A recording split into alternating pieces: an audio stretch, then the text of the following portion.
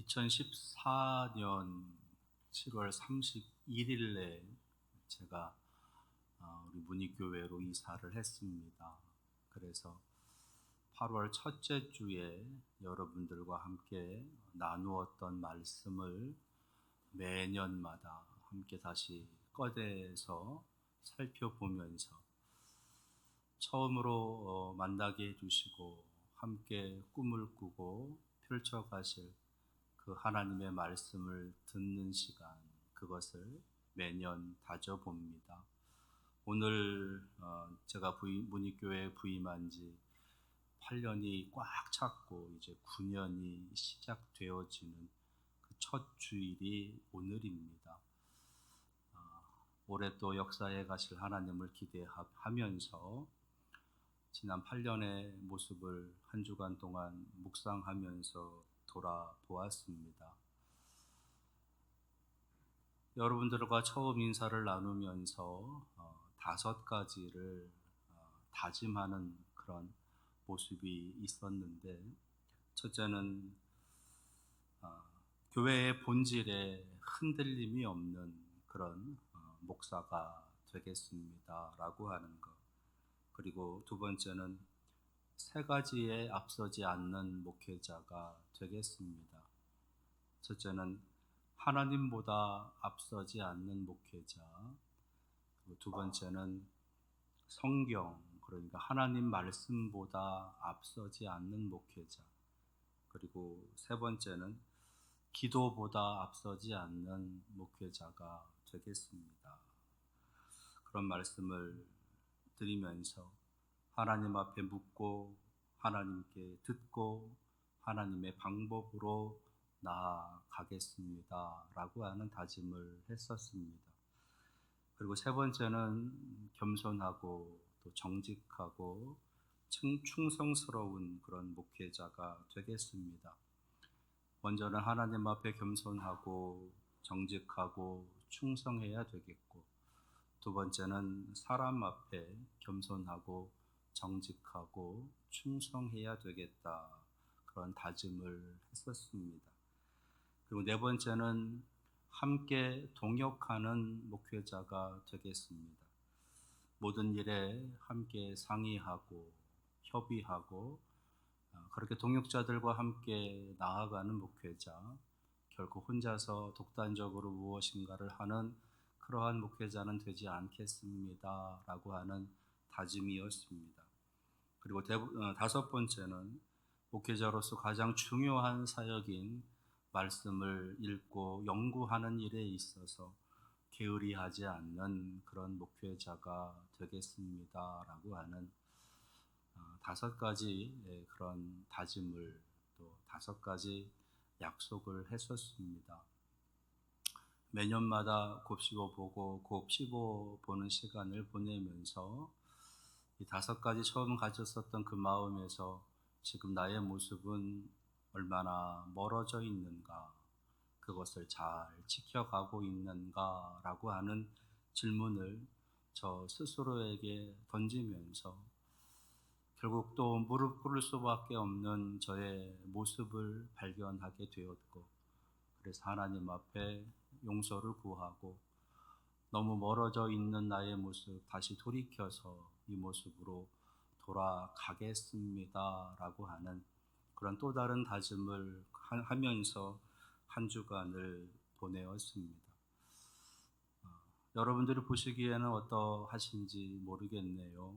그리고 지난 8년 동안 저와 함께 믿음의 삶을 살아가면서 예배드리고 기도하고 이런저런 교회의 행사들, 교회의 사역들, 특별히 성전 건축이라고 하는 큰 일도 함께 감당해 가면서 여러분들의 신앙의 삶에 얼마나 큰 하나님의 은혜가 임했었는지 이번 한 주간 그것들을 다시 한번 떠올리고 회상하시면서 저와 함께 같이 또 기도하면서 새로운 다짐으로 나아갈 수 있는 그런 시간이 여러분들에게 있기를 바랍니다.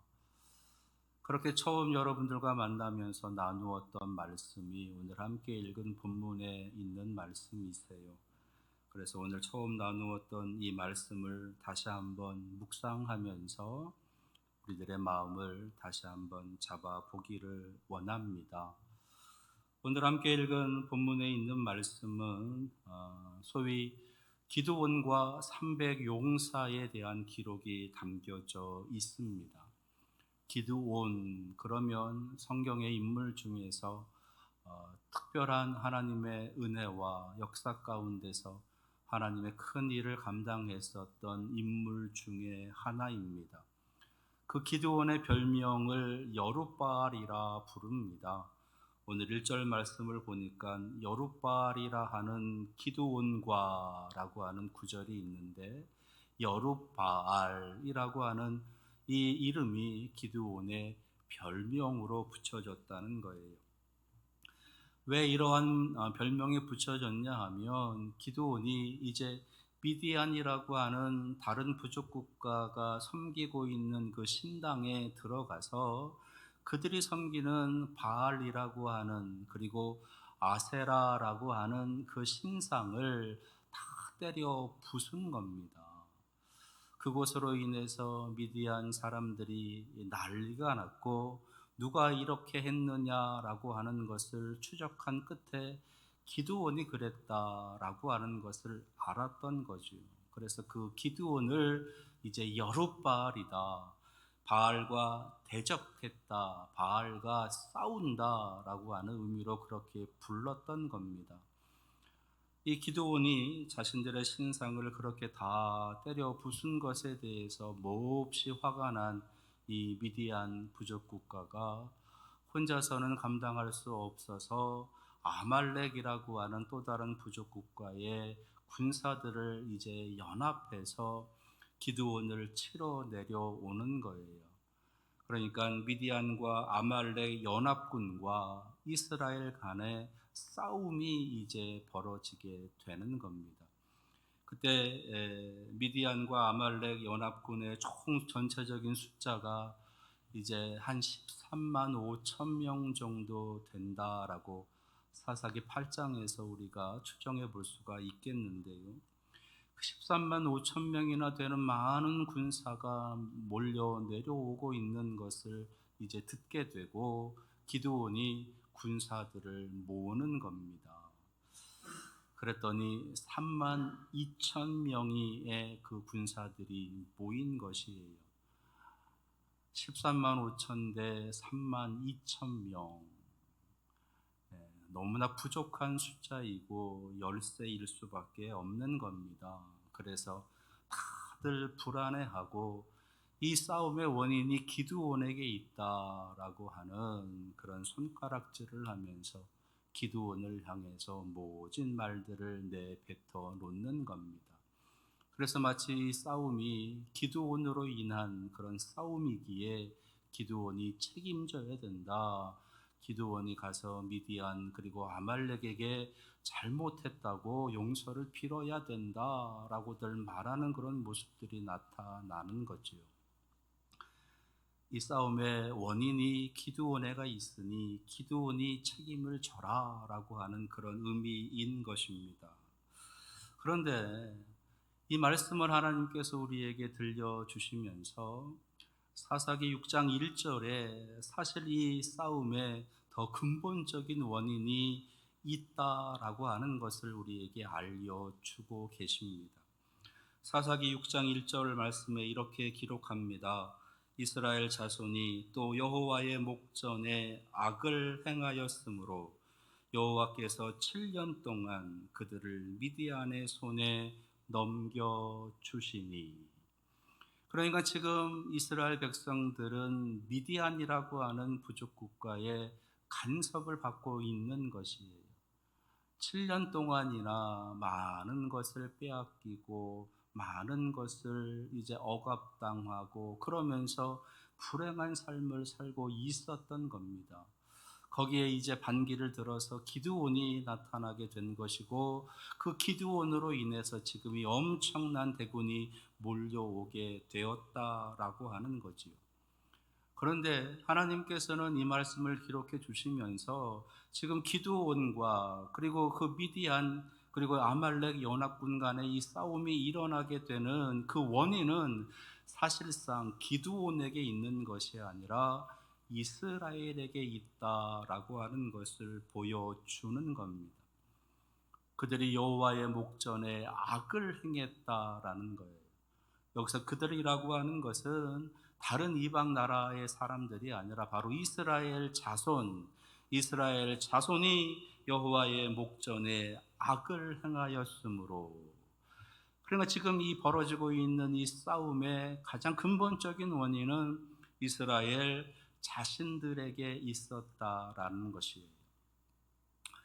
사사기서라고 하는 성경 이 책은 이스라엘 백성들 가운데서 이제 사사들의 활동을 기록하고 있는 책입니다. 12명 또는 13명으로까지도 그 사사들에 대해서 기록해 주고 있는데, 그 사사들이 나타날 때마다 공통적으로 이스라엘 백성들이 벌이고 있는 일이 있어요. 그것이 이제 이스라엘 역사를 통해서 보여주시는 악순환의 고리이다라고들 그렇게 부르는데, 그 악순환의 고리가 무엇이냐 하면 그들이 말씀처럼 하나님 앞에 범죄하는 겁니다. 하나님 앞에 악을 행하는 것이에요. 하나님 말씀을 듣지 않고 순종하지 않고 거짓으로 그릇됨으로 불의함으로 악함으로 살아갑니다. 그러면 하나님께서 그것을 보시고 이제 심판하시는 거예요. 근데 심판하시는데 주변에 있는 다른 작은 부족 국가들의 속국이 되어지도록 하면서 그들의 간섭을 받으면서 고통 가운데 착취와 억압 가운데 살게 하시는 겁니다. 그러면 그 고통, 그 착취와 억압에 너무 힘에 겨워서 하나님 앞에 그들이 부르짖어 기도하는 것이에요. 하나님, 우리가 하나님 앞에 범죄했습니다. 우리를 긍휼히 여기시고 불쌍히 여겨 주옵소서. 그렇게 기도를 해요. 그렇게 회개하는 그 기도를 하나님께서 들으시고 이제 특별한 사람을 택하신 겁니다. 그 사람들이 바로 사사라 불려지는 사람들. 그 사람들이 나타나게 되고, 그래서 하나님의 구원하심이 그들을 통해서 이제 이스라엘 백성들에게 임하게 되는 거지요.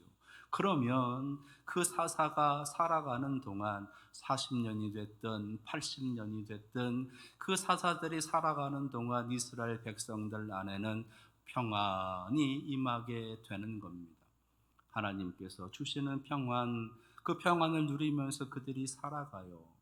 근데 그렇게 평안을 누리면서 잘 계속해서 살아가면 좋으련만 안타깝게도 또 여호와께 악을 행하는 거예요. 말씀에 순종하지 않고 악함으로 불의함으로 부정함으로 또 저들이 살아가는 겁니다. 그러면 또 하나님께서 심판하시는 거예요.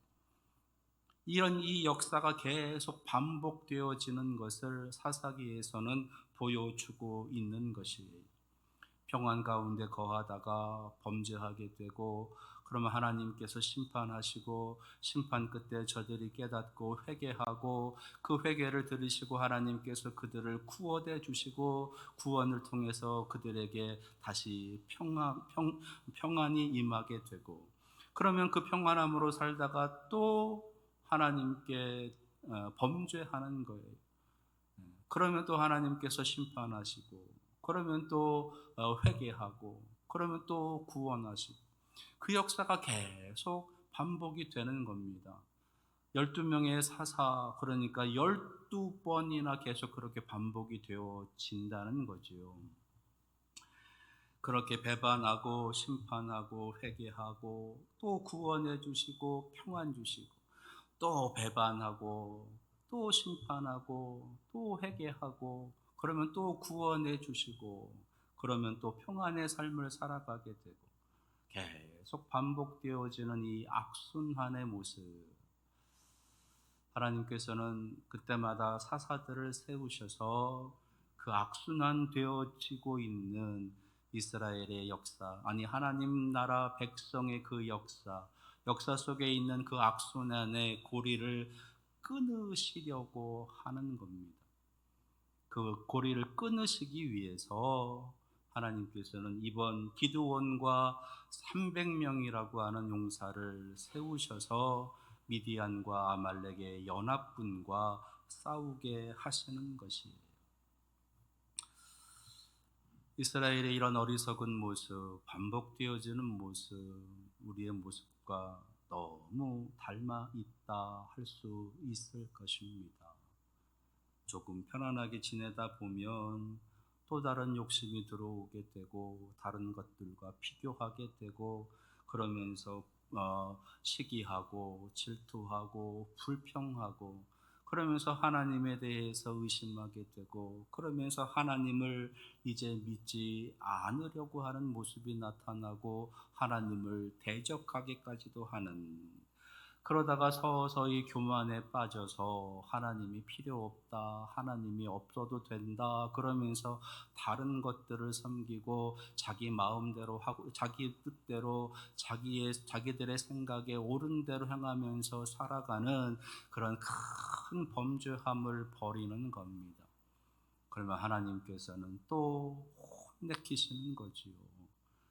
그러면 그 혼내키시는 하나님한테 또 단단히 혼나고 또 깨닫고 내가 잘못했습니다 회개하고, 이런 반복적인 역사가 저와 여러분에게도 우리들의 역사 가운데서도 일어나고 있다는 겁니다.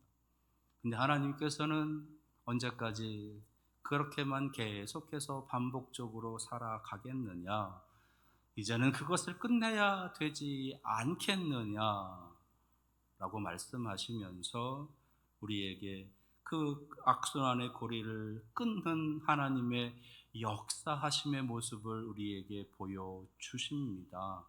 그러면서 너희도 이렇게 이러한 모습으로 살아갈 때에 너희가 이 땅에서 진정한 평화와 평안을 영원토록 누릴 수 있다라고 하는 것을 보여주시는 거예요.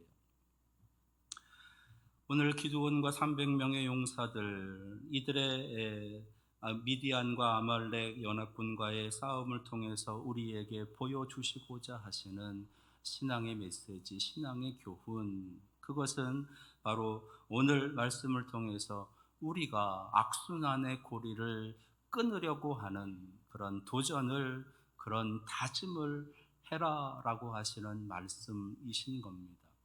자, 그러면 이 악순환의 고리를 하나님께서는 어떻게 끊으시고 그것을 우리에게 보여주시면서 우리에게 다짐하라라고 하시는 말씀은 무엇일까라는 거죠.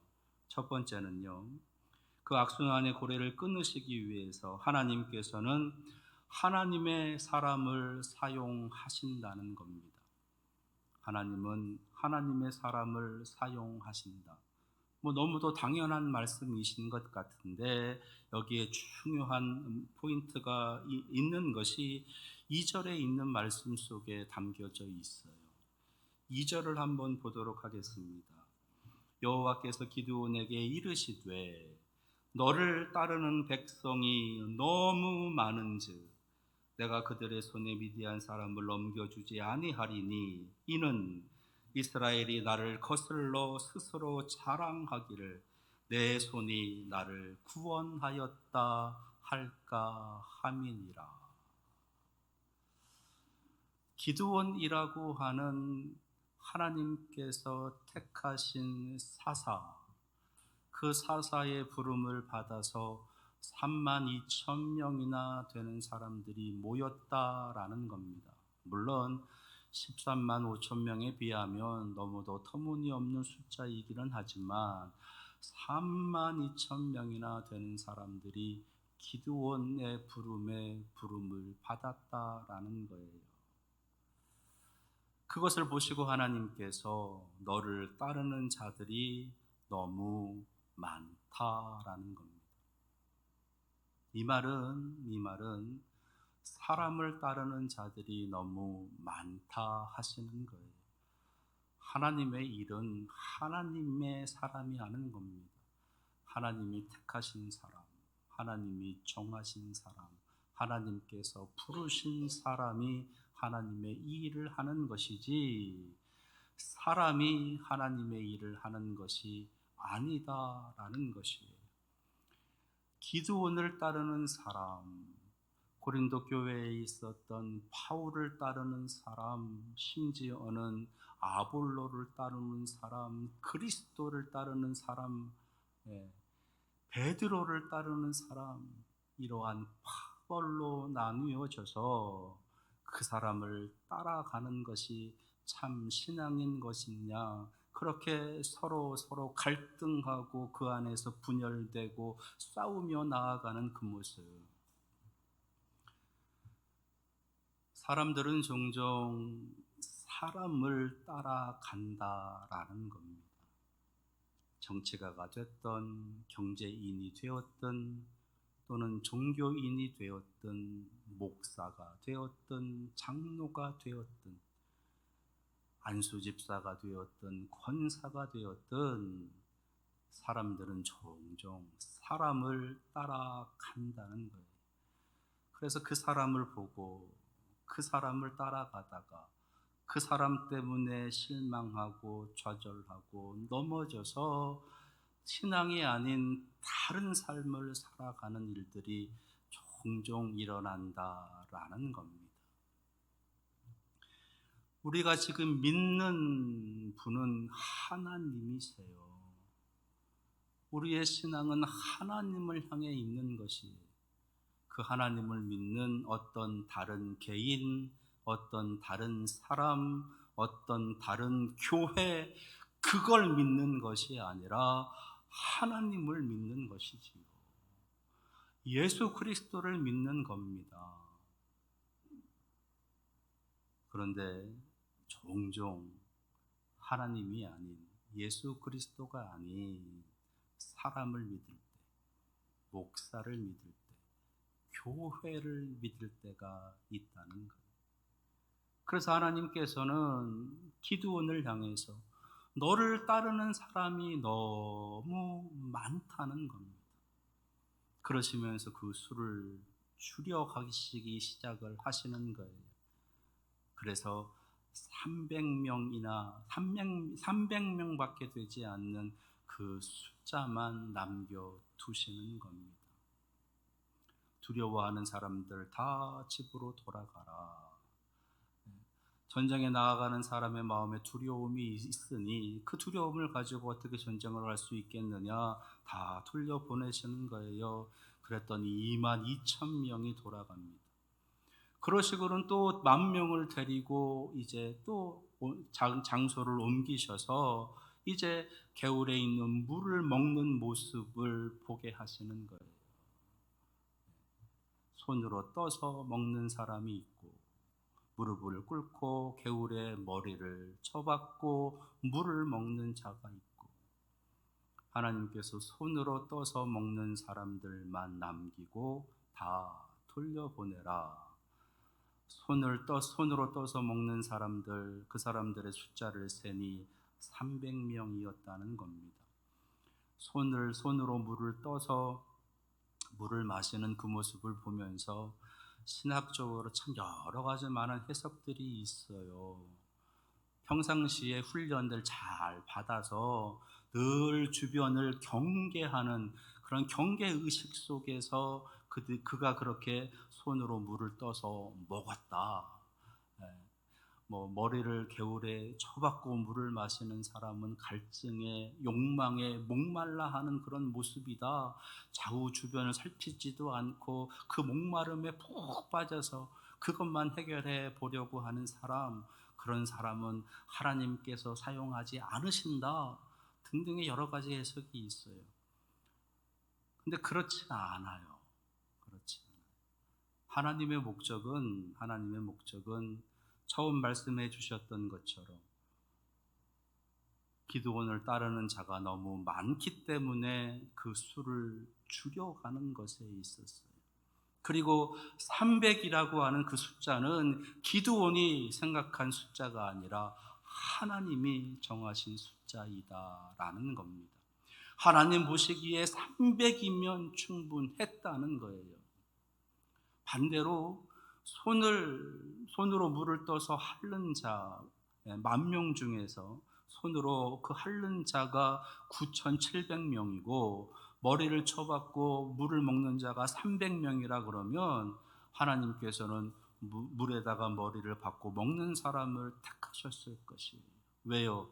300명이면 충분하시기에. 그게 하나님께서 그 사람을 보시는 모습이었다는 겁니다. 그 사람의 어떠한 형편, 그 사람이 가지고 있는 능력, 그 사람이 가지고 있는 기술, 그 사람이 전쟁에 임하는 어떤 특별한 탁월한 능력, 그것을 보시는 것이 아니라 하나님께서는 기드온 아닌 하나님의 사람 300명을 그렇게 택하고 계시다는 거예요. 여러분들은 누구의 사람이십니까? 여러분들은 누구의 사람이십니까? 어떤 개인을 바라보면서 여러분들의 신앙의 삶을 살아가십니까? 어떤 교회를 바라보시면서 여러분들의 신앙의 삶을 살아가십니까? 우리가 바라봐야 될 분은 오직 한 분, 여호와 하나님, 예수 그리스도이십니다. 따라서 우리는 하나님의 사람이, 예수 그리스도의 사람이 되어야 되는 것입니다. 그것을 오늘 말씀을 통해서 우리에게 먼저 보여주십니다. 그리고 두 번째 말씀을 통해서 보여주시는 신앙의 교훈은요, 하나님께서는 그 하나님의 사람을 하나님의 방법으로 사용하신다는 거예요. 하나님의 방법으로. 이제 그 뒤에 8절 이하에 이제 말씀을 쭉 보시게 되면 하나님께서 이 300명의 용사를 데리고 어떻게 전쟁에 승리해 가시는지를 보여주십니다. 300명 그 사람들에게 하나님께서는요, 칼 그리고 창, 단칼, 단창 그것을 들려주시는 게 아니에요. 다른 걸 들려주세요. 아시는 것처럼 그 손에 항아리를 들게 하세요. 그 손에 횃불을 들게 하십니다. 전쟁에 나갈 사람들인데 칼, 창, 단창 이런 걸 지어주시는 것이 아니라 13만 5천 명하고 싸워야 되는데 더 신식 무기를 주시는 것이 아니라 그들이 도저히 감당할 수 없는, 지금으로 이야기한다면 기관총이라도 좀 지어주시지, 그래야 승리할 수 있을까 말까 한데 핵무기라도 지어주시지, 그래야 이길 수 있을 터인데 300명밖에 되지 않는 사람에게 항아리를, 횃불을, 이 뭔 말도 안 되는, 도무지 이해가 되지 않는 기가 막힌 방법을 하나님께서 말씀하시는 거예요. 근데 어떻게 됩니까? 하나님께서 그 300명의 사람들에게, 300명의 용사들에게 일시에 그 항아리를 깨뜨리고 횃불을 높이 들고 저들에게 외쳐라. 하나님의 이름을 큰 소리로 외쳐라. 그럴 때 미디안 군대, 아말렉 군대 그 진영에 난리가 납니다. 그리고 그들이 혼비백산에서 다 도망치는 거예요. 어떻게 이런 일이 있을까? 도무지 이해가 되지 않는, 상식적으로 이해가 되지 않는 일이 그 안에서 벌어진 겁니다. 300명만 주신 것도 기가 막힌데 그 300명에게 항아리하고 횃불을 들라 하시니 기드온은 또 얼마나 기가 막혔을 것이에요. 하나님은 하나님의 그 거룩한 일을 하나님의 사람을 통해서 하나님의 방법으로 하신다라는 것을 우리에게 또 한 번 보여주고 계시는 겁니다. 내가 가지고 있는, 여러분들이 가지고 있는 지식, 여러분들이 가지고 있는 기술, 여러분들이 가지고 있는 재능, 여러분들이 가지고 있는 달란트, 여러분들이 가지고 있는 능력, 그것을 가지고 하나님께서는 일하실 것처럼 여러분들은 생각하지만 아니라는 겁니다. 하나님은 하나님의 방법으로 일하신다는 거예요. 항아리를 깨뜨리고 횃불을 높이 쳐들어 하나님의 이름을 선포하며 나아갈 때 그 기술이 능력이 되는 거고, 여러분들이 가지고 있는 그 여러분들의 지식이 하나님의 능력으로 사용되어지는 거고, 여러분들의 가지고 있는 그 모든 물질을 포함한 여러분들의 능력이 하나님의 능력을 이제 뒤에 업어서 더 놀라운 힘으로 나타나게 되는 겁니다. 여러분들이 하려면 할 수 없지만 하나님께서 하시면 할 수 있는 거예요. 그래서 사도 바울은 내게 능력 주시는 자 안에서 내가 모든 것을 할 수 있습니다 고백하게 되는 겁니다. 우리가 가져야 될 능력, 가져야 될 힘, 가져야 될 것은 바로 하나님의 이름, 예수 그리스도의 그 이름, 그 이름을 선포할 줄 아는 그런 능력이 우리에게 있어야 되는 것이지요. 여리고성을 돌고 있는 이스라엘 백성들, 그 여리고성을 무너뜨린 그 힘이 어디에서 나왔습니까? 그들이 여리고성을 향해서 하나님의 이름을 선포할 때 나타났습니다. 사도 베드로가 성전 미문에 앉아있는 그 안진뱅이를 일으켜 세웠던 능력이 어디에서 나왔습니까? 은과 금은 내게 없지만 내게 있는 나사렛 예수 그리스도의 이름으로 일어나 걸으라 선포할 때 나타났던 것이에요.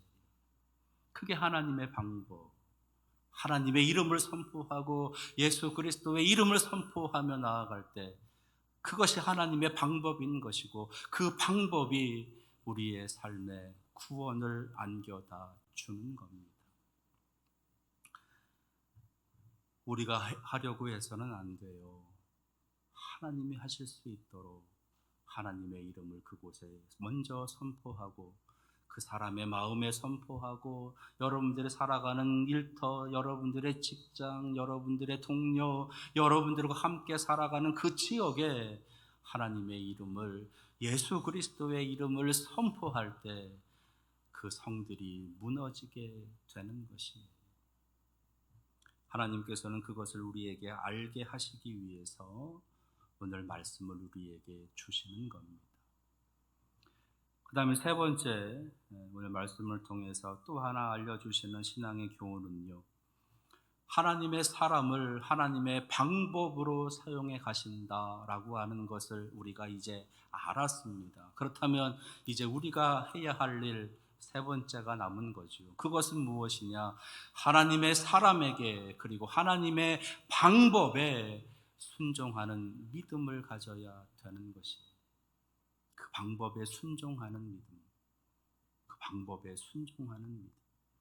하나님의 방법은 세상의 것과 다르다 말씀을 드렸습니다. 하나님의 사람은 세상에 있는 사람들, 우리들의 눈에 있는 사람들이 아니다 말씀을 드렸습니다. 그러면 그 하나님의 사람, 그 하나님의 방법, 그것을 하나님께서 이끌어 가시는 능력인 것을 믿음으로 고백하며 그것들에 순종하며 나아가야 되는 거지요. 하나님의 이름을 선포하면서, 하나님의 이름을 들려주면서, 하나님을 바라보면서 나아갈 때 우리에게 놀라운 승리를 안겨주시는 하나님을 경험할 수 있게 되는 겁니다. 그러한 믿음이 여러분들에게 있어야 되겠습니다. 그 믿음에 순종할 줄 아는 그 순종의 모습이 여러분들에게 있어야 되겠습니다. 11월 20일 예수님 사랑 한아름 주일을 이제 공식적으로 선포를 하면서 우리 온 성도들이 이것을 위해서 함께 기도하고 한 마음으로 나아가기를 원합니다 말씀을 드렸어요. 예수님 사랑 한아름 주일, 그날은 우리 온 성도들이 한 사람도 빠짐없이 다 하나님 앞에 나와서 예배하는 총동원의 날이다. 눈물로 기도했었던 가족들, 그리고 사랑하는 지인들을 전도하는 영혼 구원의 날이다. 그리고 지역에 있는 주민들을 초청해서 함께 기쁨으로 교제하는 그런 잔치의 날이다 말씀을 드리고, 그것을 위해서 한 마음으로 한 뜻으로 기도하며 준비하자 말씀을 드렸습니다. 하나님의 이름을 선포해야 될 때가 되었습니다. 하나님의 사랑을 선포해야 될 때가 된 것입니다. 저는 그날이 11월 20일 예수님 사랑 한아름 주일이라고 하는 그 날에 집중되기를 원합니다. 그럴 때 하나님께서는 그 날을 기점으로 우리가 평생 동안 기도했었던, 눈물로 기도했었던 사랑하는 지인들, 사랑하는 가족들, 사랑하는 성도들, 사랑하는 지역의 주민들, 저들의 영혼을 구원하는 영적인 천국잔치의 날로 이끌어 주시리라 믿습니다. 이 믿음으로 우리 함께 하나님을 바라보고 하나님 사람들이 되어서 하나님의 방법에 순종하며 나아가는 사랑하시는 성도들 되시기를 바랍니다. 기도하겠습니다.